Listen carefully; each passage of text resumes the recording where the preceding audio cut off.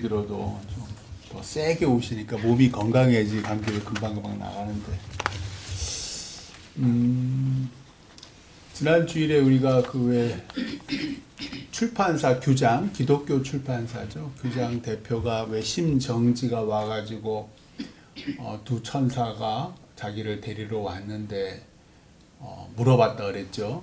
하나님의 백보자에 앉으신 하나님께서 저에게 뭘 물어보십니까? 그러니까 네가 얼마나 사랑하다 왔느냐를 물어보신다라는 얘기를 듣고 들었다. 따라서 우리도 좀 살아있는 동안 열심히 사랑합시다라는 게 이제 지난 주일날 설교 핵심이었는데, 사랑은 어떤 상황에 처해도 다 할 수 있습니다. 가난하든 부하든 건강하든 약하든 뭐 성격이 내성적이든 외향적이든 또 긍정적이든 부정적이든 간에 우리는 사랑할 수 있어요. 제일 기본적인 사랑은 가족 사랑이죠. 근데 그 가족 사랑도 안 되는 분들이 물론 있어요. 그러나 특이한 경우를 제외하고는 서로 미워 죽겠다 그러지만 사실 그 미워 죽는 게 사랑입니다. 사랑하지 않으면 무관심해요. 무관심, 그가 죽든 말든 뭘 하든 무관심한데, 미워 죽겠는 건 사랑의 또 다른 표현이에요. 뿐만 아니라 우리가 직장의 상사 또는 부하 직원 또 잘못한 거 용서하고 감사하는 거 사랑이고, 또 우리 아까 장로님 기도해 주신 대로 기도, 교회를 위해서 기도하는 거 하나님 사랑이요. 또 교회 안에 성도들 빈곤한 자 없게 해주시고 아픈 자 낫게 해주시고 하는 거, 그거 다 사랑이고요. 또 아프시고 연로한 성도들 뭐 반찬이나 제대로 해 드실 수 있을까? 김치라도 드실 수 있을까? 해서 반찬도 드리고 또 김치도 드리고 이런저런 나물도 밭에서 땀 흘리고 수고하신 이렇게 나눠주는 거, 그런 것도 다 사랑입니다. 하나님께서 우리에게 재물을 주시고 지식을 주시고, 또 누구는 높은 지위와 또 누구는 아주 튼튼한 신체. 우리 임장로님, 송장로님, 물론 예전에 젊었을 때 우리 이종욱 장로님, 나장로님 지금도 뭐 힘 좋으시죠. 참 보면은 저보다 훨씬 건강하세요. 저보다 훨씬 신체적으로 워낙 강건하셔가지고, 그런 것들 하나님께서 왜 특별하게 나에게 이렇게 또 말도 잘 하시는 분들이 있잖아요. 또 찬양도, 이 나씨 집안은 왜 이렇게 목소리, 우리 이랑 자매도 목소리가 참 예쁘지만, 참 나씨들 보면은 참 목소리가 신기해요. 그런 거 보면 하나님이 다 특별한 능력을 주신 건데, 왜 그런 능력을 주셨을까? 날 위해 노래하는 사람 몇이나 있습니까? 들으라고 노래하는 거지. 그러니까 남을 위해 쓰라고 그 좋은 목소리를 주신 거고, 남을 위해 쓰라고 내가 쓰고도 남는 재물을 주신 거고, 남 위해 또 하나님 위해 쓰라고 정말 남들이 없는 빼어난 지식과 두뇌를 주시고 노력을 주시고, 또 남 위해 쓰라고 지위를 주시고 건강을 주신 거, 바로 이게 사랑이에요. 하나님과 남을 위해 쓰라고 내가 베풀고 나누는 것, 그게 사랑이에요. 그러면 하나님이 심판하실 때 나에게 뭐라 그래요? 야, 너 엄청 사랑하며 살았더라 하고 칭찬해 주시는 거예요. 꼭 그 칭찬 들으시기를 소망합니다. 오늘 말씀은 바울이 예루살렘에서 체포되어서 총독 벨릭스가 살고 있는 가이사라의 헤롯궁이 있어요. 원래 그 왕이 사는데, 왕은 딴 데 살고, 이 헤롯궁을 이 로마 총독, 유대 총독이죠. 총독이 사는데 거기에 이제 갇혀 지내는 장면이에요. 총독 벨릭스는 바울이 로마법으로는 죄수가 아님을 알고 있어요. 왜냐하면 로마법에서는 유대인의 그 예루살렘 성전에 이방인이 유대인들만 들어갈 수 있는 유대인의 뜰에 들어가고 말고는 하등의 죄와 관계없는 저들의 종교적인 문제예요. 예수가 부활했는지 부활하지 않는지 또한 종교적인 문제예요. 로마법과는 전혀 관계가 없어요. 왜냐하면 로마 사람들은 종교에 워낙 강대한 제국을, 엄청나게 큰 땅을 통치했기 때문에 각 나라의 온갖 종교를 다 허용을 하는 거예요. 그래야지 이 제국이 통치 가능해요. 만약 그런 거에 다 억누르면 도처에서 막 반란이 일어나겠죠. 그러니까 모든 걸 다 수용을 해요. 그러니까 즉 로마 제국은 종교에 대해서 무척 관대했어요. 따라서 저들의 종교, 유대교와 기독교가 서로 뭐 다투고 이런 것들은 다 로마법에는 저촉이 되지 않았는데, 그럼에도 불구하고 바울을 풀어주지 않는 건 유대인들 때문에, 유대인들이 워낙 바울을 싫어하는 거예요. 저 바리새인 중에 바리새인이 돌아서서 지금 그리스도인이 되었거든요. 그럼 예수 구원의 복음을 유대인뿐만 아니라 이방인들에게 저들도 하나님을 믿으면 하나님의 백성, 하나님의 자녀가 된다는 그 구원의 복음을 전하는 게 너무 싫었어요. 유대인들은 오늘날에도 마찬가지예요. 우리만 구원받은 백성이에요.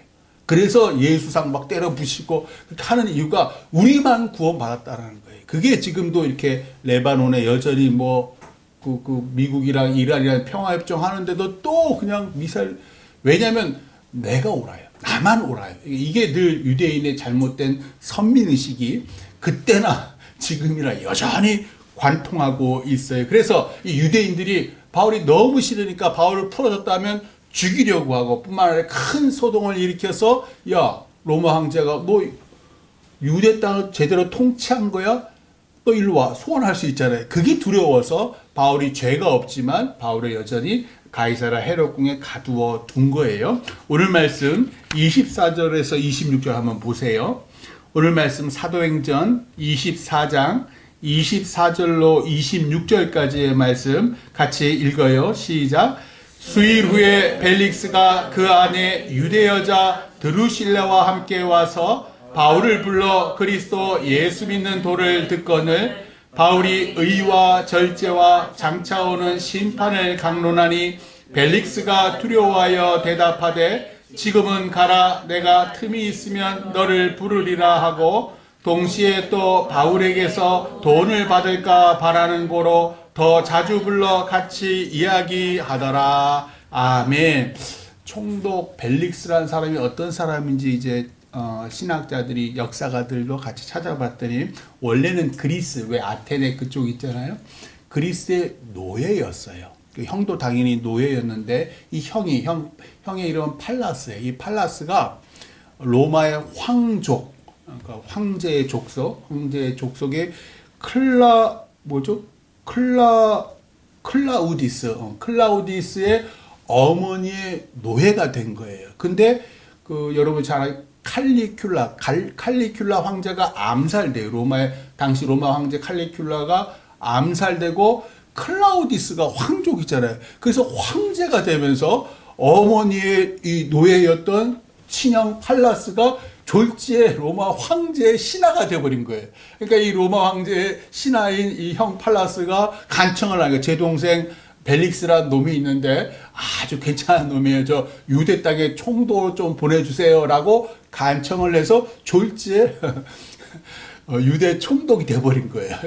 그러니까 입지전적인 인물인데 갑자기 형 잘 만나서, 그리고 난 다음에 그 총독 벨릭스에 대해서 뭐라고 역사가들이 서술을 하냐면 아주 잔인하고 무슨 조그만 밀란이라도 일어나면 그냥 가차없이 죽여버리는 아주 잔인했고 뇌물을 좋아했고 재판에서 부정을 일삼았대. 오늘도 보니까 돈을 받을까 하는 걸로 요즘은 안 그러나 다 그랬습니다. 이때 당시 더 노골적이었죠. 그러니까 부정을 일삼은 사람인데 딱 부임을 했더니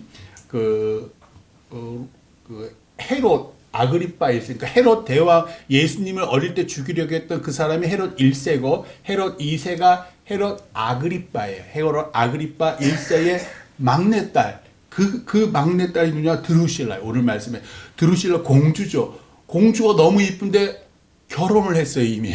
그래서 샤바샤바샤바 해가지고 사람을 마술사 시켜서 막 저주를 퍼부어가지고 이혼을 시킵니다. 그리고 자신의 세 번째 아내로 맞아들여요.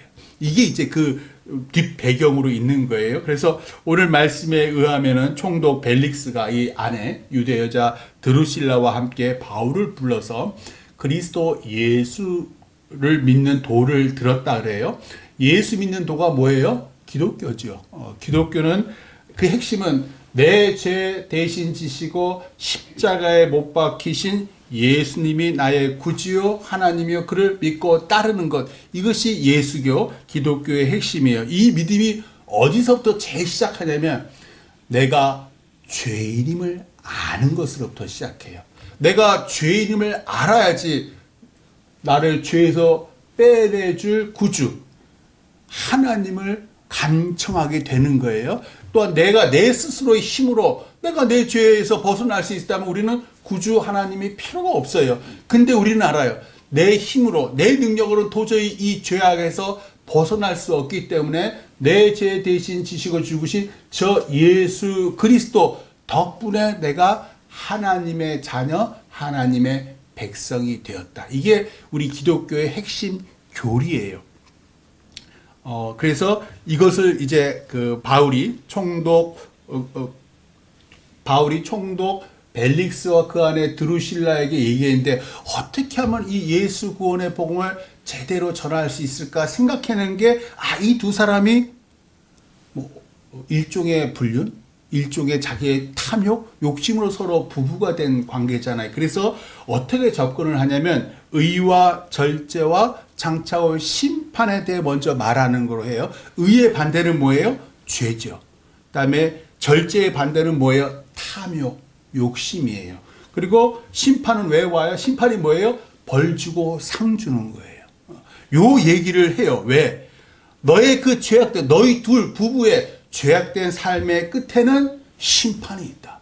따라서 이 심판을 받지 않으려면 죄에서 벗어나야 되는데 너희의 힘으로 죄에 벗어날 수가 없어. 따라서 구주 예수 그리스도를 믿어야 해. 이거를 전하면 이 사람들이 예수님을 믿을 것이다 라고 생각을 했던 거예요. 그런데 바울이 의와 절제와 심판을 강론하자 총독 벨릭스와 아내 드루실라가 어떻게 반응을 합니까? 두려워하여. 제대로 된 거예요. 두려워하여. 지네들도 찝찝한 거예요. 우리도 왜 목사가 막 정죄 얘기하고 뭐 귀신론 막 이런 축사 희한한 뭐 예수 중심교회 뭐 이런 데 가면 뿐입니까? 뭐 기쁨의 교회, 용인에 있는 기쁨의 교회 뭐 이런 데 가면요. 죄 졌다라는 얘기 엄청 물론 우리도 죄 진 거 알죠.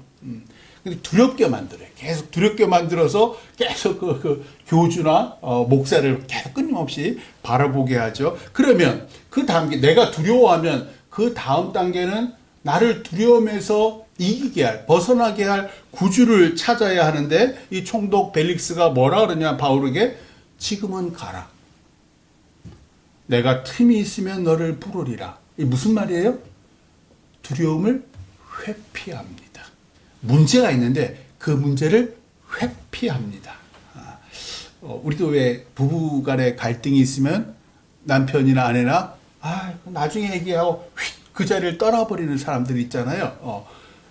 나는 막 내 성격은 어떻게 지금 이 자리에서 막 풀어야 되는데 내 남편 내 아내는 그래 알았어 그냥 휙 넘어. 제가 좀 그런 얘기인데 회피를 해버리는 이 사람도 그랬다라는 거예요. 그러니까 장차올 심판에 대해서 얘기하니까 총독 벨릭스가 두렵지만 그 자리에서 이렇게 회피해 버립니다.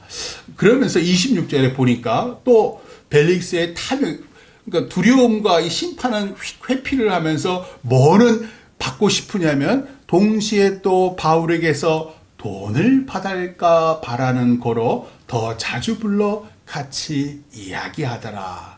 이렇게 사니까 심판받는다고 아무리 바울이 얘기를 해줘도 벨릭스에게는 속위의 경일기. 왜? 이 사람은 돈이 최고인 사람이에요.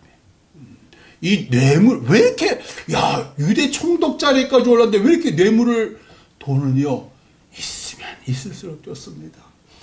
할머니 할아버지가 돼서 죽을 날이 앞에 두고도요 사람들은 돈을 긁어 모아요. 그 돈 버는 재미가 너무 쏠쏠한 거예요. 사람들한테 인정받기 가장 중요한 거, 나 죽을 줄 모릅니다. 나 심판당할 줄 모릅니다. 그러니까 끊임없이 돈을 긁어 모으는 거예요.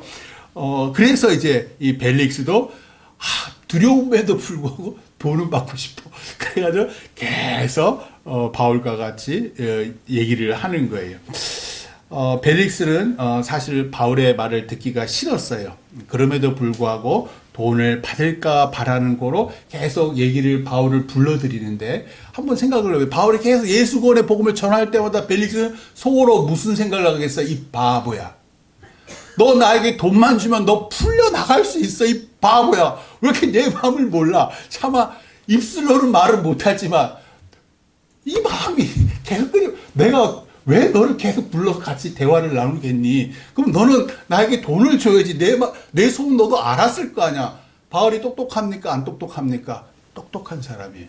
그러면은 바울은 이 벨릭스의 마음을 알았을까요? 몰랐을까요? 알았습니다. 근데 바울이 그러면 뇌물을 왜 안 줬을까요? 그 뇌물이 어디서 나와요? 성도들의 헌금으로부터 나오는 거예요. 성도들이 아이고 바울이 돈만 주면 풀려 나올 수 있대. 그럼 당연히 성도들이 헌금하지 않았겠어요? 성도들이 그 귀한 헌금을 뇌물로, 나 죄도 없는데 내가 왜 여기 갇혀가지고, 또한 나에게는 하나님께서 주신 사명이 있잖아요. 로마에 가서 그 황제에게도 예수 구원의 복음을 전하는 게 자신의 사명이잖아요. 그러니까 내가 뇌물을 줄 이유가 전혀 없는 거예요. 그러니까 어떻게든지 이 벨릭스를 이제라도 그 마음을 열어서 예수 구원의 복음을 전할 수 있을까? 다음에는 내가 꼭 요 얘기로, 이번엔 의와 절제와 장차 오는 심판이 아니라 사랑으로, 은혜로 이 사람을 마음을 열어서 예수 구원의 복음을 전하면, 이 사람이 한 사람이 변하면 얼마나 많은 사람들이 은혜를 받겠어요. 그러니까 끊임없이 뇌물을 주는 대신 끊임없이 와서 기회만 될 때마다 예수 구원의 복음을 전하는 거예요. 왜? 마음문을 열려고. 왜 벨릭스는 끝끝내 마음문을 열지 않았을까요? 구약 성경에 보면요, 너무나 많은 경우, 그 사무엘 상하라든지 열왕기 상하도 보세요. 이스라엘의 첫 번째 왕 사울 왕, 마음은 안 엽니다. 다윗을 그렇게 죽이려고 다윗이 3번이나 살려줬는데도 마음은 안 엽니다. 끊임없이 다윗을 죽이려고 하고요, 하나님이 시키는 대로 반대로 가요. 그리고 열왕기 상하에 보세요. 북왕국 이스라엘의 왕들 암살당하잖아요. 왕에 오르자 1년, 2년 만에 또 다른 암살당하고, 또 다른 사람이 왕자를 찬탈하고, 그거를 보면서 아이고 내가 하나님을 붙잡아야 되겠다가 아니잖아요. 그 신기해요. 남왕국 유다는 뭐 달랐습니까? 참 선지자, 거짓 선지자가 그런데 거짓 선지자들이 압도적으로 많아요. 왕에게 그냥 달콤한 말만 합니다. 그럼 그 말을 싹 썰리고, 왕이시여 당신의 나라는 영원 무궁하고 당신은 영원히 살 거예요. 그냥 그 말이 좋습니다. 참 선지자가 똑바로 하나님 앞에 무릎 꿇고 기도하셔야 됩니다. 내 이놈 막 가두고 두들겨 패고. 왜 그럴까? 우리 인간은 뼛속까지 철저한 죄인입니다. 죄가 뭔지 아세요? 하나님 무시하는 겁니다. 하나님 살아있는 줄 모릅니다. 나는 살아있잖아요. 내가 주인이 되어서 모든 걸 판단합니다. 다른 왕은 암살돼도 나는 암살되지 않아. 다른 사람은 죽어도 난 안 죽어. 내 귀에 착착착착 달라붙는 그 말들만 경청을 해요. 특히 남을 판단하고 치리하는 자리에 있는 권세가들은요, 자기 죄를 몰라요. 우리 판사, 검사, 오늘날의 판사, 검사님들, 자기들이 정의로운 사람인 줄 착각합니다. 법이 정의롭지, 당신들은 정의롭지 않아요. 그런데 마치 자기가 정의로운 사람인 줄로 착각하고 법의 잣대를 대는 거예요. 그 법의 잣대로 안 넘어갈 사람이 없다고 성경은 얘기하잖아요. 그런데도 하나님 무서운 줄 모르고, 법 무서운 줄 모르고, 자기 죄를 모르는 사람, 이 땅의 삶만 믿는 사람, 바울이 의와 절제와 심판을 얘기해도 요동하지 않습니다. 오직 그의 관심은 돈. 성경에는 없는데 로마와 유대 역사가들에 의해서 벨릭스와 드루실라가 그 뒤에 어떤 일이 벌어졌는지가 나오더라고요. 유대인들이 이 벨릭스의 학정에 시달리다가 새로 로마 황제가, 아까 말한 클라우디오에서 네로, 잘 아시는 그 네로가 로마 황제가 돼요. 그러면서 이 벨릭스의, 이 유대 총독 벨릭스의 부정과 부패를 고소하자 네로 황제가 로마로 벨릭스를 소환하고, 그리고 이제 베스도가 새로 총독이 되는 게 이제 오늘 얘기예요. 그래 왔는데 친형이 있잖아요. 친형이 신하잖아요. 친형이 처벌을 면하게 해줍니다. 대신 베수비오라고 이태리의 남부에 있는 베수비오로 추방을 당해요. 그래서 아내 드루실라와 둘 사이에서 난 아들과 함께 거기에서 사는데, 그 베수비오는 화산으로 유명해요. 펑펑 터지고. 그 베수비오 옆에 뭐가 있냐면 그 유명한 폼페이가 있어요. 폼페이. 그래서 주후 79년 8월에 베수비오 화산이 팍 분출을 합니다. 그러니까 베수비오에 누가 살고 있었어요? 이전 총독이었던 벨릭스와 아내 드루실라와 그 아들이 그 용암에서 나온 그 물에 그 용암으로 죽어버립니다. 그리고 근처에 있는 폼페이도 완전히 멸망당할 그런 일이. 그러니까 예수 믿지 않는 삶의 끝이 어떤지가 그 뒷 얘기로 나오는데 성경은 거기까지는 기록을 하지 않습니다. 오늘 말씀 27절 사도행전 24장 27절 말씀 같이 읽어요. 시작. 이태가 지난 후 보르기오 베스토가 벨릭스의 소임을 이어받으니 벨릭스가 유대인의 마음을 얻고자 하여 바울을 쿠류하여 두니라. 아멘. 이태가 지났다. 2년이 지났다. 그동안 바울은 돈을 바라는 벨릭스의 욕망을 채워주지 않아서 갇혀 지냅니다. 죄도 없는데 그 유대인들 때문에 또 뇌물을 주지 않아서 2년이나 구류 상태로. 그러니까 벨릭스가 이 사람이 죄인이 아님을 알기 때문에 감옥에 가두진 않았는데 헤롯궁 바깥으로 못 나가게 한 거예요. 그러니까 그래서 구류 상태로 있었다라고 얘기를 하는 거예요. 얼마나 이 시간이 무의미하고 무료했을까. 과거 3차 전도 여행 때 에베소 기억해 보세요. 처음에 3개월 동안 안식일마다 유대 교회당에서 예수 구원의 복음을 전하다가 2년 동안 두란노 서원에서 날마다 제자들과 강론하니라. 기억나시죠? 그때 고린도 전서를 쓰기도 했어요.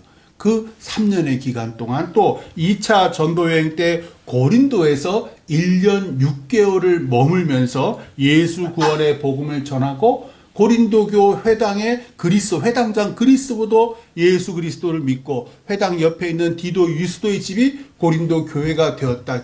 이때 데살로니가 전후서를 1년 6개월 동안 다 썼어요. 즉 이 사람은 세월을 허투루 보내는 사람이 아니라는 거예요. 그런데 이곳 헤롯궁에서 2년 동안 제가 샅샅이 찾아왔습니다. 바울이 그 무슨 편지를 쓴 기록이 없어요.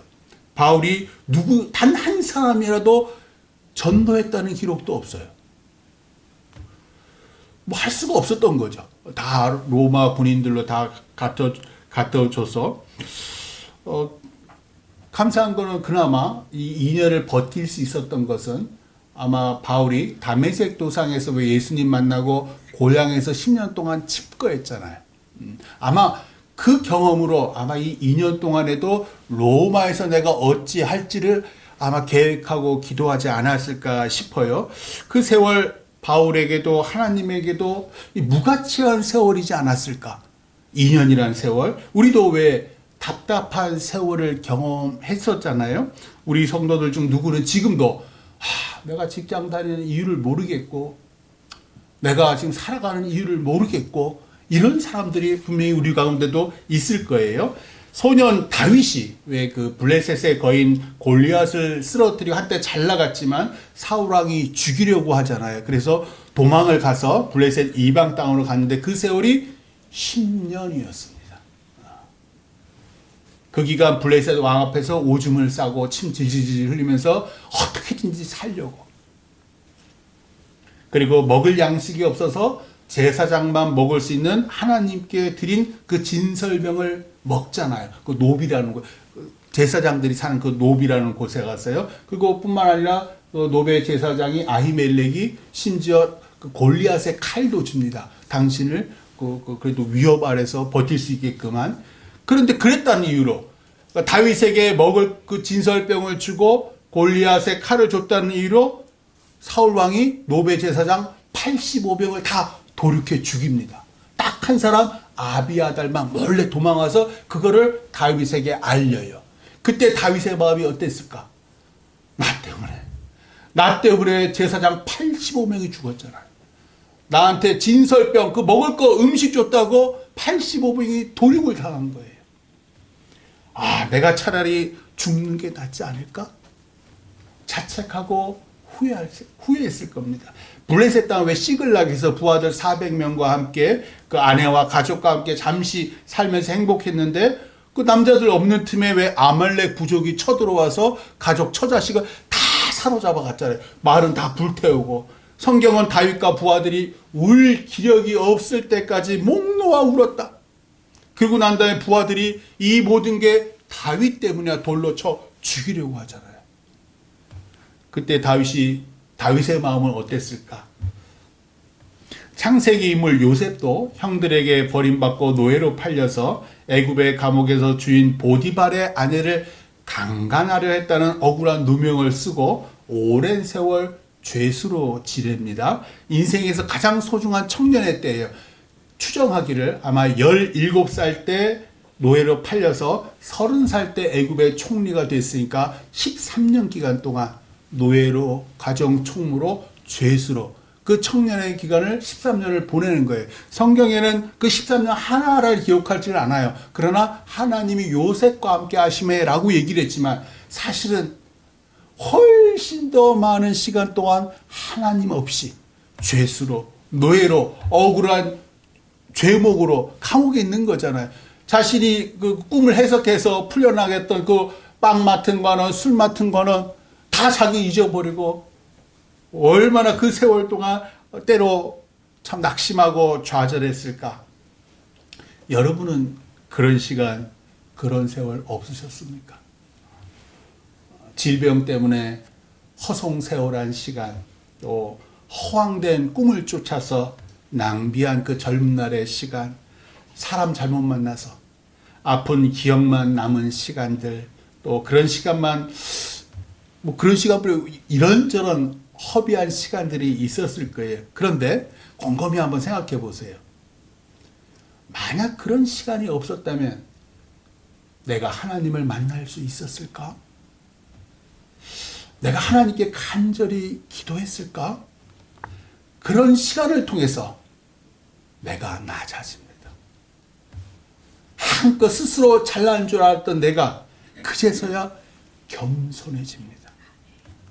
그런 세월 없이 줄곧 세상에서 잘 나갔다면, 알콩달콩 행복했더라면 우리가 하나님께 살려주세요, 도와주세요 기도하지 않습니다. 이 삶이 마냥 가기를. 바울은 가이사랴 헤롯궁에서 자신의 실패를 봅니다. 총독 벨릭스와 그 아내 드루실라에게 아무리 복음을 전해도 그들이 예수님을 믿지 않아요. 하나님은 벨릭스와 드루실라를 용암으로 진멸하시기로 이미 작정하셨는데 바울은 하나님의 뜻을 몰라요. 어떻게든지 이 사람에게 예수 구원의 복음을 전하기를 원하는 거예요. 북왕국 이스라엘도 남왕국 유다도 하나님의 뜻을 모릅니다. 그들을 패망시켜서라도 하나님께 돌아오게 하려는 하나님의 뜻을 몰라요. 우리는 하나님의 선택된 백성이니까 영원 무궁토록 찰나. 지금도 그래서 저런 일을 하는 거예요. 젊은 다윗도 때로 낭망하고 좌절했고요. 자기 때문에 죽임당한 85명의 제사장들, 자기 때문에 가족을 잃은 부하들이 돌로 자기를 죽이려 하니까. 그런데 바울도 다윗도 요셉도 낭망과 좌절에 무릎 꿇지 않습니다. 불평불만으로 세월을 보내지 않습니다. 하나님을 붙잡습니다. 나의 낭만과 좌절, 불만 속에서 나를 연단하시사 당신의 뜻을 이루시려는 하나님의 계획에 순종합니다. 네가 나를 믿느냐? 내가 너로 이루리라. 내 힘으로 이루는 게 아니에요. 하나님의 힘으로. 너 낮아진, 너 아무 쓸모없는 80살의 모세야. 내가 너로 내 일을 하게 하리라.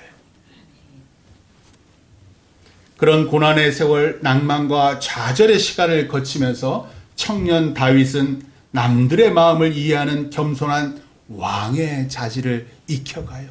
아들 압살롬이 아버지를 죽이고자 그 난리를 쳐도 아들을 끝내 품으려고 합니다. 끝내 끝내 사랑하려고 합니다. 왜? 이 청년의 시절 때 보냈던 그 고난의 세월 통해서 사람의 마음을 아니까요. 하나님께 의지하는 신실한 하나님의 종으로 단련이 되는 거예요. 자신의 공로를 몰라주는 주인 보디발과 술 맡은 관원을 통해서 요셉은 깨달아요. 믿을 건 하나님뿐이다. 인간은 잊어버린다. 그래서 하나님께 간절히 감옥에서 기도하고 찬양합니다. 가이사라의 헤롯궁에서 2년의 세월을 보낸 바울이 새로운 총독 베스도를 만나요. 그에게 예수 구원의 복음을 전할 거예요. 그리고 그에게 로마 황제를 만나고 싶다고 말할 거예요. 그 전에 벨릭스는 안 들어줘요. 돈만 바래요. 저 로마 황제에게 가고 싶습니다. 돈만 줘봐. 내가 보내줄게.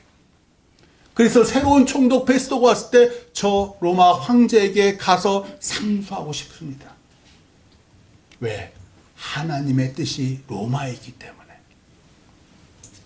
욥기 1장에는 재산도 자녀도 모두 잃은 욥이 겉옷을 찢고 머리털을 밀고 땅에 엎드려 하나님을 예배하며 드린 고백이 나와요. 이렇게 나와 있어요. 제가 모태에서 알몸으로 나와 싸운즉 또한 알몸이 그리로 돌아가올지라. 주신 이도 여호와시요 거두신 이도 여호와시니 여호와의 이름이 찬송을 받으실지니이다. 실패한 우리에게, 병든 우리에게, 세상이 인정하지 않는 우리에게 하나님은 말씀하세요. 네 인생의 바닥이 내 은혜의 시작이니라. 네 인생의 바닥이 하나님 은혜의 시작이니라. 우리가 주 안에 있으면 허튼 시간은 없습니다. 왜냐하면 하나님께서 나를 기억하고 인정하시고 나를 더욱 낮아지게 연단하사 당신의 일을 준비케 하시기 때문입니다. 하나님의 일을 하도록 우리 잠시 낮아지게 하신 하나님을 이전보다 더 찬양하시기를 주님의 이름으로 축원합니다. 다 같이 기도하시겠습니다. 하나님 감사합니다. 저희들 부르시사 낮아지게 하시사 당신의 일을 하시게 하심에 감사합니다. 저희들 형제 자매 가운데 때로 낭망의 시간, 고통의 시간 보내시는 형제 자매 있습니다. 그분들에게 하나님의 뜻을 알려 주옵소서. 예수 그리스도의 이름으로 기도드립니다. 아멘.